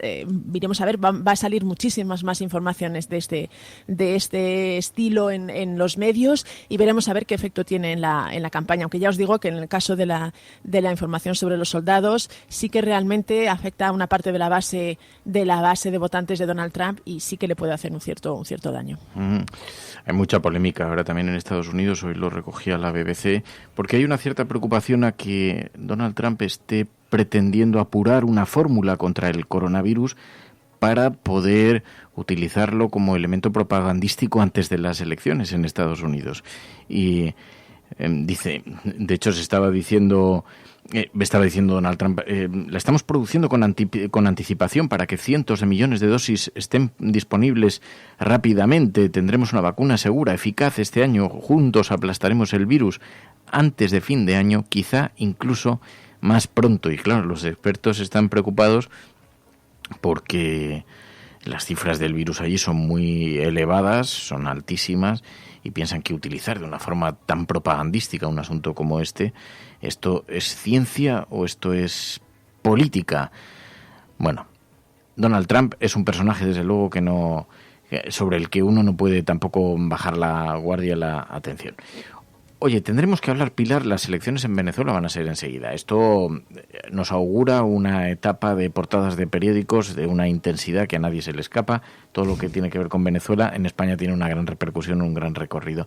Pero ayer había una entrevista en el periódico El País al líder del sector de la oposición, a Enrique Capriles, que está siendo muy crítico con la estrategia de Juan Guaidó, y tenemos que hablar de todo este vodevil en algún momento, porque para empezar vimos el pasado lunes el indulto presidencial del que ya hablamos aquí en el programa, al que Nicolás Maduro otorgó a más de 100 presos, a perseguidos políticos. Esto ha agitado la política venezolana de nuevo, prepara el calendario electoral, pero luego está este enfrentamiento en la oposición, esta irrupción de Enrique Capriles, estas críticas a Juan Guaidó, que sigue estando reconocido por países como España, como el presidente interino del país caribeño, y estamos mirando para otro lado como si no hubiéramos hecho el peor de los ridículos. Tenemos un presidente que no es presidente, que no hace nada, que no está relacionado con nada, que está incluso siendo descalificado de forma muy alta por el propio Donald Trump. En fin, es una cosa todo tan surrealista que tenemos que hacer un capítulo con esto. Sí, realmente. Además, es lo que decíamos, ¿no? Este indulto de Nicolás Maduro ha provocado, o a lo mejor ha sido a raíz de, digamos, ciertos movimientos dentro de la propia oposición venezolana. Hay un enfrentamiento también entre Enrique Capriles y Leopoldo López. Desde luego, cada vez más voces señalan que Juan Guaidó pues ha perdido el empuje y está bastante desautorizado dentro de la oposición venezolana. Sí que es interesante todo lo que está sucediendo. Veremos a ver cómo responde cada bloque, porque Guaidó sigue teniendo el apoyo y sigue siendo el candidato no solo reconocido por algunos países, sino con una parte del apoyo de la oposición venezolana, pero sí claramente en este sentido ese divide vencerás quizá esté empezando a darse en la oposición venezolana. Veremos a ver, porque sin duda podemos augurar que va a haber movimientos y noticias desde Venezuela. Sí, esto, claro, la irrupción, el regreso de Enrique Capriles a la primera línea de la política venezolana, lo que ha conseguido es comprometer este futuro de Juan Guaidó, pero es que decenas de países todavía le reconocen como presidente interino de Venezuela, que no tiene poder real ninguno ese cargo, aunque dice la comunidad internacional que tiene peso, pero es una cosa muy surrealista, acechado. Tenía cierto peso mientras la oposición controlaba la Asamblea Nacional. Veremos a ver, estas elecciones precisamente son para renovar la Asamblea Nacional y veremos a ver qué sucede, ¿no? De ahí, por ejemplo, que Capriles sí esté abogando por presentarse a las elecciones y considere que es una oportunidad de seguir a lo mejor desgastando a Nicolás Maduro, pero realmente habrá una solución democrática, ¿no? El pueblo votará y veremos a ver cómo están realmente los apoyos en Venezuela, que mucho se habla desde fuera y sin embargo pues la realidad pues indica que todavía hay una cierta incertidumbre sobre lo que puede pasar y realmente que el partido está abierto y veremos a ver hacia dónde cae. Enrique Capriles definió al gobierno de Guaidó, este gobierno paralelo de facto, como le llamaban, o como un gobierno de Internet. Así que hasta este nivel llega el vodevil. Bueno, esto es La Cafetera. Si lo estás escuchando, no estás sola. Before I drift away, speak to my heart, reminding me where I belong. I am not allowed to walk alone.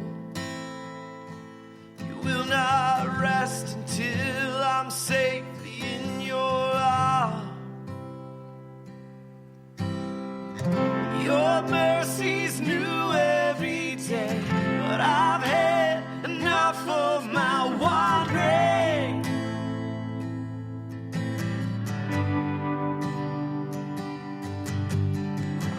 You raise me out of the clay for more than the scope of my own dream. There's a blood that speaks better word, better louder than the lies that I have heard. The Spirit leads and the Spirit sings. Me keep it step with every thundering beat. Bueno, pues es el tiempo para aparcar las portadas de los periódicos y para quedar aquí conversando, para quedarnos conversando con los oyentes de La Cafetera en este tiempo que llamamos la sobremesa de La Cafetera, cuando echamos un poquito más de café y nos quedamos hablando de la vida, de todas estas cosas que tanto os gustan.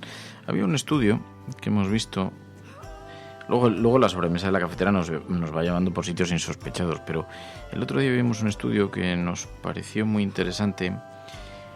Resulta que las democracias están retrocediendo en el mundo. Lo dice un estudio y se habla del riesgo, del impulso del autoritarismo, de la antipolítica, el crecimiento de la antipolítica. Es una tendencia que es preocupante. Esto está ocurriendo desde África hasta Asia, pasando por lugares como las prácticas poco democráticas en sitios como Estados Unidos, como la India, la retórica que se está adoptando autoritaria en un montón de estos países. Y claro, también esto es una oportunidad para ver si los grandes movimientos ciudadanos son suficientes para frenar a los autócratas, que están muy envalentonados en este contexto, mucho más con la irrupción de la pandemia y las necesidades de seguridad que conlleva. Pero me parece que como alerta deberíamos estar muy despiertos ante fenómenos de los que se observan claros indicios, María, y que lo vemos con meridiana transparencia en informaciones, en el debate público, en la retórica que se emplea. ¿No te parece? Sí, además, antes de la pandemia ya hablábamos de esto, ¿no? De los riesgos de retroceder en valores democráticos, en libertades, con el avance de la extrema derecha, no solamente a nivel de nuestro país, a nivel de España, sino a nivel global, ¿no? Ya veíamos los riesgos de que avanzasen este tipo de ideologías. Y ahora con la pandemia existe ese riesgo y además, digamos, solapado por la preocupación, por el miedo que tenemos con lo que estamos viviendo, ¿no? Y entonces se está solapando eso y es muy peligroso porque ahora mismo tenemos un caldo de cultivo perfecto para que este tipo de ideologías pues vayan avanzando, ¿no? Y además lo pueden hacer silenciosamente porque estamos pues bajo el paraguas del miedo y de la inseguridad, ¿no? Y entonces estamos en el mejor momento para que alguien, ¿no?, nos diga: yo os voy a salvar, yo os voy a dar esa protección que necesitáis y, bueno, si eso es a costa de vuestras libertades, pues tendréis que acatarlo, ¿no? Pilar.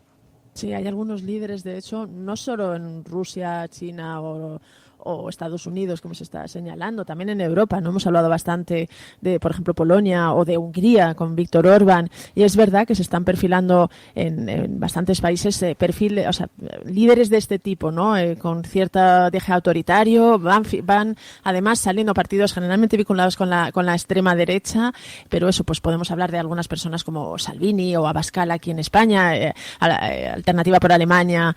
En Alemania sí que es verdad que se van viendo estos perfiles. En algunos sitios van creciendo con más fuerza y en otros con menos, pero sí que es un fenómeno que sí que se está produciendo y desde luego la pandemia es el caldo de cultivo perfecto, ¿no? El miedo de la población a salir. Ahora mismo incluso miedo a salir a manifestarse, que quizá podría ser uno de los contrapesos, y no solo hay miedo, sino que es que realmente está contraindicado por la situación actual, pero realmente sí que este estudio de la revista Science sí que debería hacernos reflexionar sobre el momento, probablemente el punto de inflexión, o estamos cercanos a un punto de inflexión y habría que tenerlo claro, sobre todo a la hora de decidir el voto y de decidir, digamos, la movilización, a los pasos a dar, ¿no?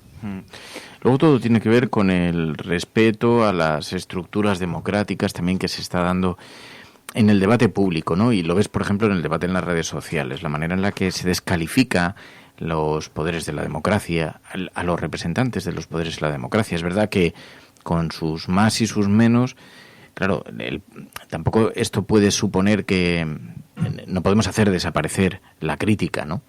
No podemos de pronto decir, bueno, pero es que como esto es un caldo de cultivo para los oportunistas, a partir de ahora ya no podemos criticar a los políticos. Pero porque lo cierto es que también las estructuras tienen sus propios problemas, ¿no? Y la opinión pública es un contrapoder y además sirve para fiscalizar y los medios de comunicación para fiscalizar la actividad de los partidos políticos. Pero eso genera un clima en el que parece que ya la respuesta para los problemas de los ciudadanos no lo tienen los políticos. De hecho, cuando salía Isabel Díaz Ayuso en el vídeo diciendo: hemos depositado en manos de los mejores expertos de la Comunidad de Madrid la respuesta a la vuelta al colegio, había quien contestaba diciendo: pues estamos jodidos, como los mejores expertos de la comunidad. Ya se da por hecho que si proceden, están señalados por un partido político, ya no son expertos, sino que son... Y lo digo fijándome en el Partido Popular, yo soy especialmente crítico, así que no soy muy sospechoso de eso. Pero es verdad que en cierta manera también señala, pues justifica unos ciertos comportamientos, ¿no? Total, para que vengan estos, que son unos interesados, unos paniaguados, que se están repartiendo el conglomerado entre ellos, y esto hace mucho daño a la convivencia democrática, ¿no? Lo que no sé es dónde está el límite, dónde están los márgenes, dónde están las posibilidades, pero El artículo, el texto es de la revista Science, es un estudio muy serio, muy solvente, analizando las principales democracias del mundo y viendo además cómo está cambiando también las derivas y prácticas que se pueden objetivar, que son medibles, ¿no?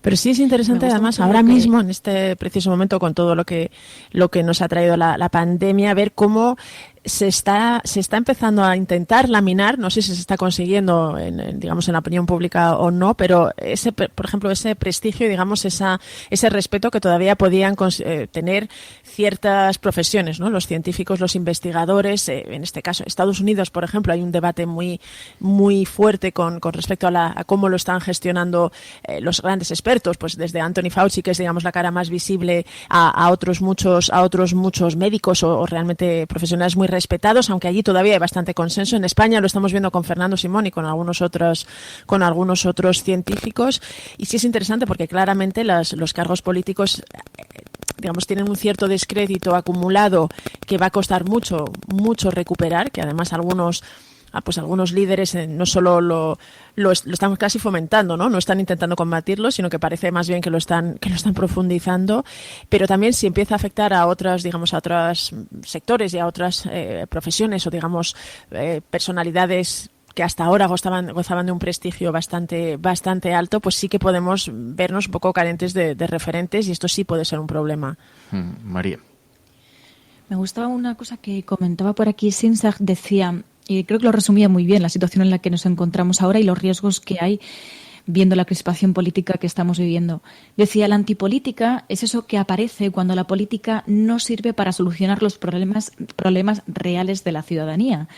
Y ahora lo estamos viendo. ¿Por qué son necesarios los consensos políticos? ¿Por qué son necesarios los acuerdos políticos? Que la política realmente solucione los problemas de la gente.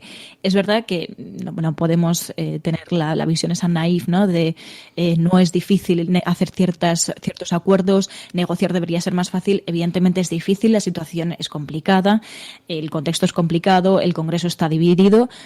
Y eso es bueno también, ¿no? Que haya diferentes opciones políticas en el Congreso.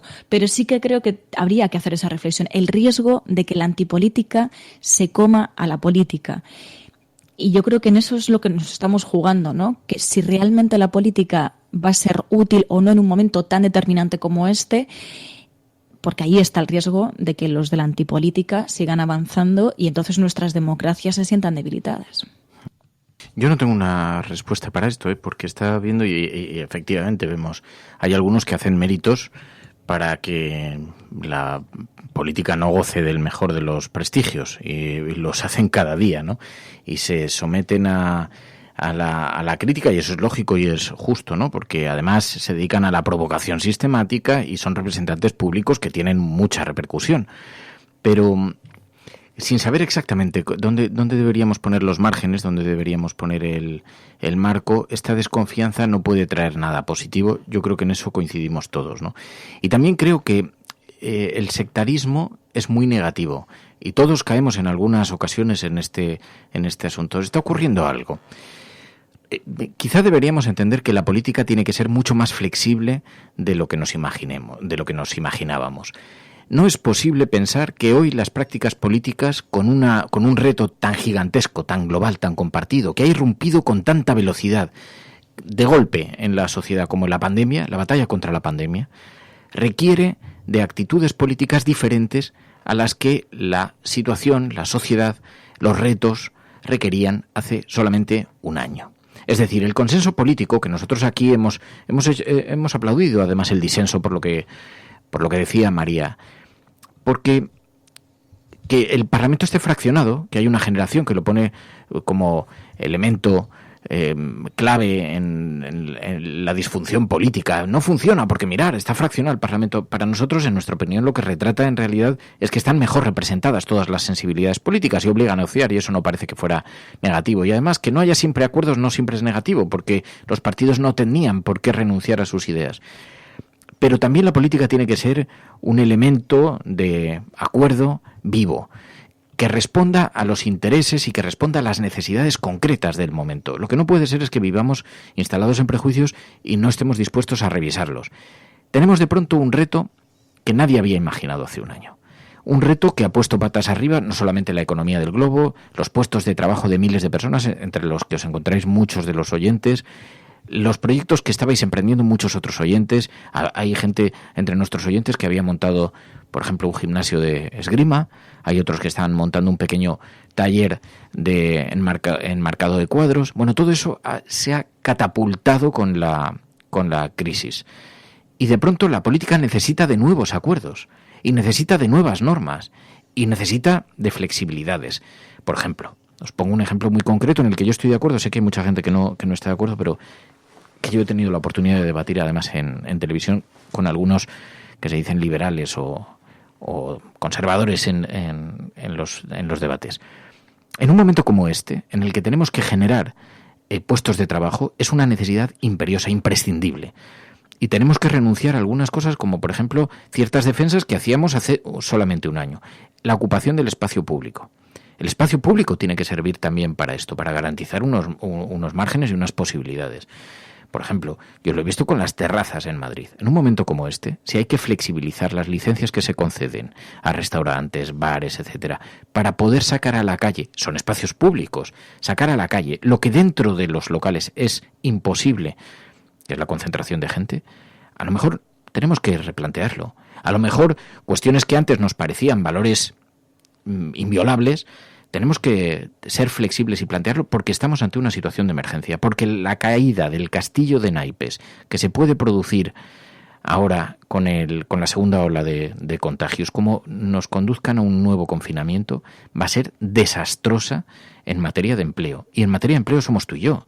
Sois vosotros los que estáis escuchando y somos cualquiera de nosotros. Y eso supone no poder pagar el colegio de tus hijos o el comedor, no poder tener una mínima calidad digna de vida, no poder pagar la comida, no poder ayudar a los demás, en fin, no poder consumir, no poder vivir. Tenemos que replantear muchos valores, ¿no? Es decir, lo que hoy a lo mejor la sociedad, las necesidades nos demandan, quizá hace un año no eran tan importantes. Y la política a lo mejor lo que debería es ser más flexible. Y los ciudadanos también entender estas cosas. Es una opinión, ¿eh? No la tengo preclara, pero me da la impresión de que estamos en un momento en el que necesitamos de un concierto social de primera magnitud. Yo creo que nadie es consciente del importantísimo reto al que estamos enfrentando. Me da la impresión de que vivimos todos en una suerte de ilusión de que ya nos sacarán adelante las decisiones políticas, ya extenderán los ERES, ya alguien hará algo por solucionar todo esto. Y tenemos la de Dios encima. Yo no sé si la gente es consciente. Pilar. Bueno, consciente, pero quizá no la suficiente, ¿no? Porque es verdad que el reto en todos los sentidos. Ahora mismo lo estamos viendo simplemente con la vuelta al colegio. Pero es que eso es extrapolable a casi todos los sectores, ¿no? Realmente sería muy necesario, es lo que decías, el hecho de que el Parlamento esté fragmentado en sí mismo no es ni positivo ni negativo. Quizá con la capacidad que han demostrado hasta ahora nuestros líderes políticos, la poca capacidad que han demostrado hasta ahora de ser capaces de llegar a consensos y de construir en lugar de intentar destruir, pues no es la mejor noticia, pero quizá es una oportunidad también de cambiar esta forma de hacer política, ¿no? De dar un paso más, de que la democracia realmente sea más madura en este sentido. Y realmente si no somos capaces de hacerlo ante lo que se nos viene encima, pues lo vamos a pagar probablemente bastante caro, porque yo sí creo que realmente el reto que tenemos ahora por delante es mucho mayor de lo que hemos superado hasta ahora y sobre todo va a afectar a tantísimos sectores, tiene tantos tentáculos que además es como una especie de dominó, ¿no? De castillo de naipes. Cuando empieza a caerse uno, se van a caer muchos detrás, que a lo mejor ahora mismo no somos capaces de preverlo. Y en este sentido, yo sí espero que haya, sobre todo en los responsables públicos, haya una cierta conciencia de esto y estén trabajando en ello. Hasta ahora no han dado muchos motivos para ser optimistas en este campo y creo que, por desgracia, parece que se está reaccionando ante los hechos consumados antes que anticiparse a la situación, pero yo sí temo que podamos estar ante el preludio de una crisis bastante importante. Claro, el problema es que hacer un alegato de esta naturaleza lo que da la impresión es de ¿cómo gobiernan los progresistas? Ahora pedís comprensión a la oposición, que es de lo que acusan precisamente desde el Partido Popular, diciendo, sí, claro, nos toca a nosotros ceder. Pero, insisto, es que 2/3 de la humanidad han tenido que emplear tiempos de confinamiento. 1/3 se ha quedado confinada. Hemos visto la muerte de miles de personas por todo el planeta. La caída de sectores económicos a unos niveles que no se conocían ni siquiera en tiempo de entreguerras. Hombre, yo creo que hay algunas razones de peso como para replantearnos si tenemos que seguir utilizando las mismas prácticas políticas que en tiempos pasados. Y lo dice alguien que a lo mejor incluso tiene que estar dispuesto a reconsiderar algunas posiciones. Pero yo creo que está un poco a la altura del reto que tenemos por delante, ¿no? Mary. Sobre todo porque hablemos mucho de las relaciones que hay entre la agenda política, la agenda mediática, la agenda pública, es decir, lo que preocupa a los ciudadanos y lo que preocupa a la clase política. Y al final todos somos reflejos, estamos interconectados, ¿no? Todas esas 3 agendas están interconectadas y estamos todos relacionados. Lo que haga la clase política también lo va a hacer la sociedad. Entonces, si la clase política o una parte, sobre todo una parte de la clase política, porque hay que decir que la oposición no está haciendo la labor que debería hacer en una situación como la que estamos viviendo, que tendría que arrimar muchísimo más el hombro. Si no tienen esa actitud de arrimar el hombro y de realmente creerse que esta es una situación excepcional y de que no hay que hablar, no hay que tratar esto como si no hubiese pasado nada, no, estamos en una situación excepcional, la gente no va a actuar de manera excepcional. No puedes pedir a la gente una responsabilidad y una conciencia que tú no estás practicando. De ahí la importancia de que la clase política realmente se crea el papel que tiene. Si el Pablo Casado no llama a la responsabilidad y sigue diciendo que hay una situación de desgobierno, incluso lo hemos visto con declaraciones, viendo las imágenes en las que soltaba una sonrisa cuando estaba hablando de que no habían llegado a ningún acuerdo en el tema de presupuestos. Bueno, pues si no se lo toman en serio, la sociedad tampoco se lo va a tomar en serio. Y lo veníamos diciendo ya durante todo el confinamiento. La unidad política se va a revertir en una unidad social. Pero si no hay una unidad política, la sociedad no va a estar unida. Luego hay retos muy importantes también, dice Zonk PJ, dice, no, pero si esto es puro colapso y puro cambio climático, y no solo no hay conciencia de lo que está pasando, sino que se está ignorando claramente, dice, y probablemente, dice Zonk, dice, yo creo que es el último año que tenemos para solucionar el problema, o decrecemos voluntariamente o decrecemos involuntariamente. Pero, fíjate, Zonk, uno de los problemas... recuerdo cuando hablábamos en este programa, entrevistábamos a Pepe Mujica, nos decía un día, le preguntábamos cómo consiguieron llegar a acuerdos en la izquierda allí en su país, y nos decía, porque aparcamos los temas más trascendentes y nos pusimos con lo urgente, con lo inmediato. Y es verdad que en lo urgente y lo inmediato tenemos un reto formidable.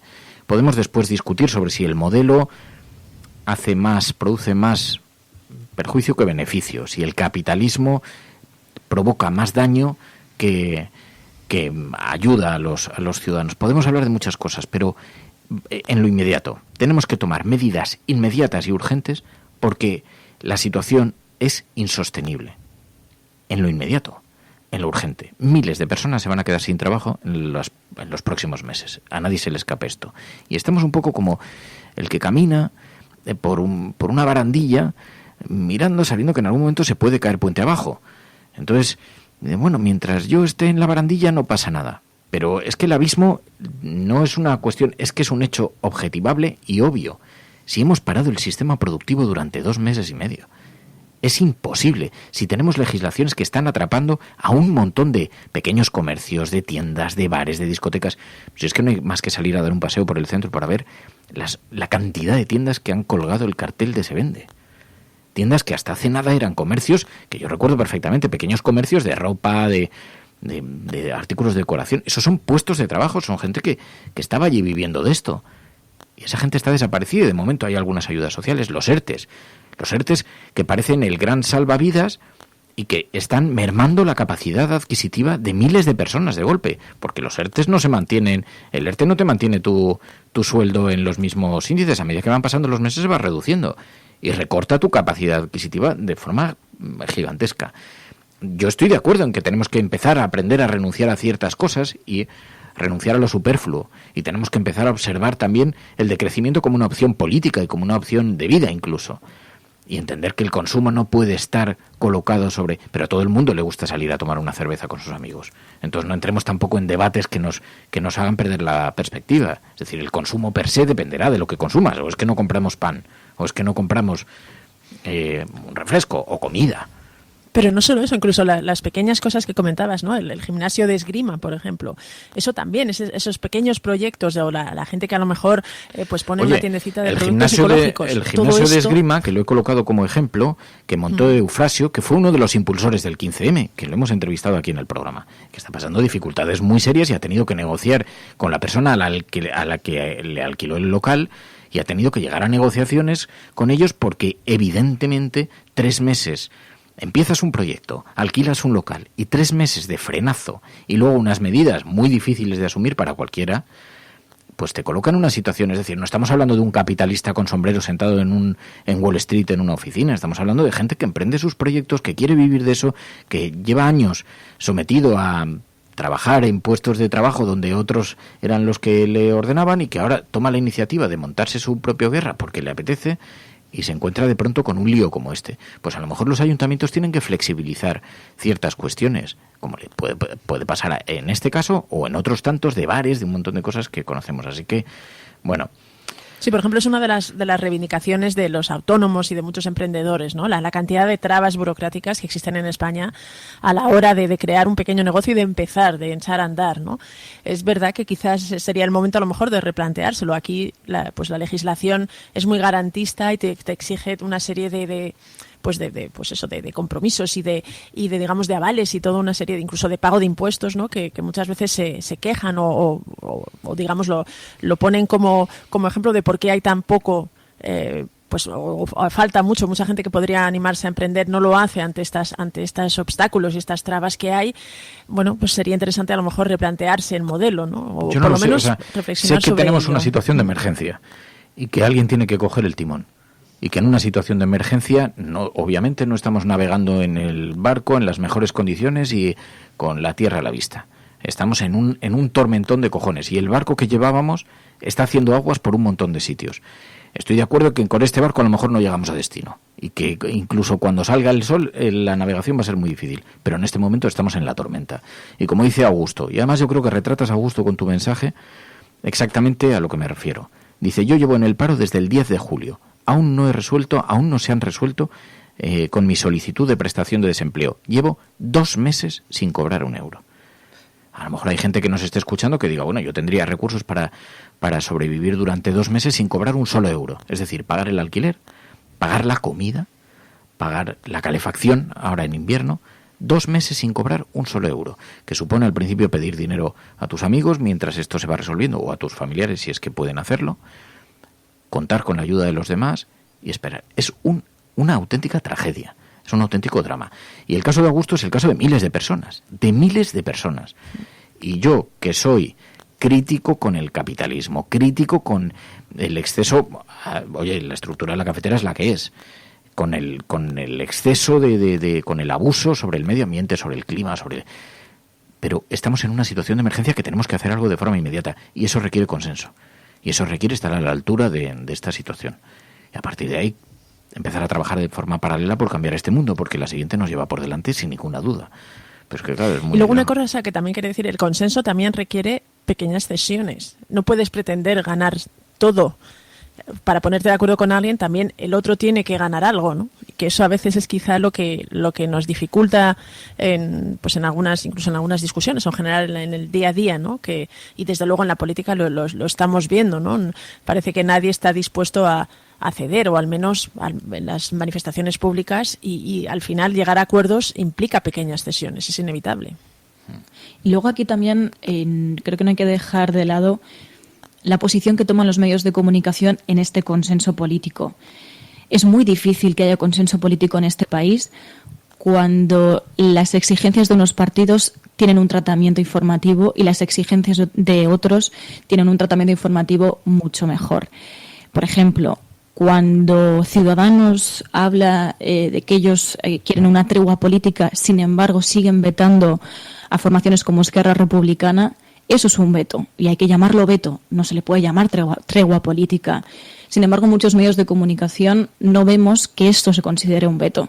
Sin embargo, cuando otras formaciones políticas hacen lo mismo, sí que se considera un veto. Por eso creo que hablar de consenso político sin atender a la responsabilidad que tienen los medios de comunicación en que ese consenso sea posible, pues claro, el debate se queda, es estéril, ¿no? Los medios de comunicación tienen su propio capítulo, porque decía Infolibre el domingo, publicaba un tuit, hablaba de la situación del grupo Prisa. La capitalización bursátil de Prisa se hunde un 71,6% y se queda en 290 millones de euros. La de Mediaset cae a la mitad. La acción de A3 Media se deprecia un 22% desde el mes de marzo y la de Vocento el doble. Un artículo de Infolibre que hemos retuiteado, lo podéis ver desde mi cuenta de Twitter. Claro, contestaban algunos, ¿esto qué es lo que supone? Al rescate. Gobierno al rescate. Y ahora hay que entregar 140.000 millones de euros. Así que la posición muchas veces de los medios de comunicación, lo que está haciendo, claro, decía alguien, ¿qué es lo que hay que hacer? ¿Regar con más dinero público? Y entonces entramos en el debate. ¿Por qué están siendo tan críticos algunos medios de comunicación? ¿Están pidiendo que hay de lo suyo? O sea, el reto no es menor. La prensa tiene su propio capítulo en este castillo de naipes de desgracias. Y por lo tanto, en la creación de la opinión pública. Lo que ha pasado con los ocupas en estos días, ¿no? Entonces, en una situación de emergencia tenemos que estar de verdad atentos a una mujer que no puede pagar el alquiler y está con 2 hijos. De verdad no tenemos que tener una consideración especial en un momento de extraordinaria sensibilidad como este. O los quieres echar a la calle y creas un falso problema de la ocupación en España utilizando las portadas de los periódicos, que ahora ya se ha olvidado. Ahora ya resulta que es que el fenómeno de la ocupación ya no era tan grave. Pasen y vean que ha pasado el verano. Ya salimos de esta información y volvemos a las rutinas. Dentro de poco va a ser la diada, ya tendremos la inmigración, ya tendremos un poquito de festival, después ya vendrán Venezuela, o sea que vamos a tener asuntitos para las portadas, ¿no? Pero bueno, lo que sí que es verdad es que tenemos un reto formidable y tenemos que estar a la altura y tenemos que ser conscientes. Y si no lo hacemos nosotros, no lo va a hacer nadie. Así que, porque mientras tanto, leíamos en Sataka este estudio de la revista Science. Las democracias están retrocediendo en el mundo según un nuevo estudio. Y este es un caldo para los salvapatrias que es francamente peligroso. Pilar de la Peña, María.es. Gracias. Gracias a la Resistencia. Mañana volvemos, mañana con más aquí en la cafetera, dispuestos a abrir espacio para el análisis, para pensar en el mundo, en el futuro, en los retos que tenemos por delante y también el análisis informativo. Esto es La Cafetera. Si lo estás escuchando, eres La Resistencia y no estás sola. Buenos días, buenas tardes o buenas noches. La Cafetera es un programa de radio que se financia gracias a las aportaciones de los oyentes. Si te gusta el periodismo que defiende y sientes que te acompaña, hazte mecenas y ayúdanos. Infórmate en radiocable.com/mecenas.